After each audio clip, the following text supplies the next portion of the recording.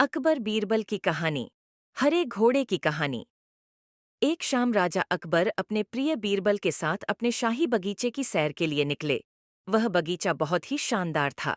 चारों ओर हरियाली ही हरियाली थी और फूलों की भीनी भीनी खुशबू वातावरण को और भी खूबसूरत बना रही थी।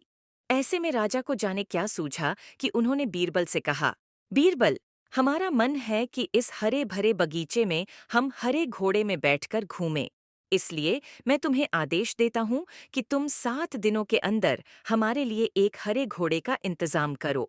वहीं अगर तुम इस आदेश को पूरा करने में असफल रहते हो तो तुम कभी भी मुझे अपनी शक्ल न दिखाना।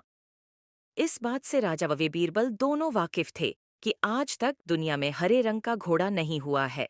फिर भी राजा चाहते थे कि बीरबल किसी बात में अपनी हार स्वीकार करें। इसी कारण उन्होंने बीरबल को ऐसा आदेश दिया। मगर बीरबल भी बहुत चालाक थे। वो भली भांति जानते थे कि राजा उनसे क्या चाहते हैं। इसलिए वो भी घोड़ा ढूंढने का बहाना बनाकर 7 दिनों तक इधर उधर घूमते रहे।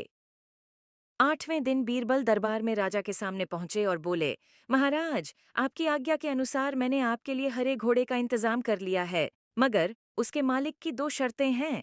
राजा ने उत्सुकता से दोनों शर्तों के बारे में पूछा।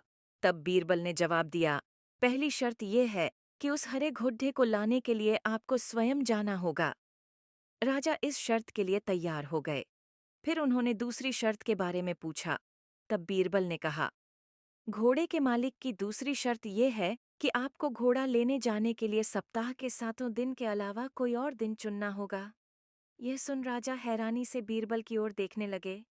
तब बीरबल ने बड़ी सहजता से जवाब दिया, महाराज, घोड़े का मालिक कहता है कि हरे रंग के खास घोड़े को लाने के लिए उसकी यह खास शर्तें तो माननी ही होंगी। राजा अकबर बीरबल की यह चतुराई भरी बात सुनकर खुश हो गए और मान गए कि बीरबल से उसकी हार मनवाना वाकई में बहुत मुश्किल काम है। अतः यह कहानी हमें यह सिखाती है कि सही सूझबूझ और समझदारी के साथ नामुमकिन लगने वाले काम को भी आसानी से किया जा सकता है। अगर आपको कहानी अच्छा लगा तो चैनल को सब्सक्राइब जरूर करें।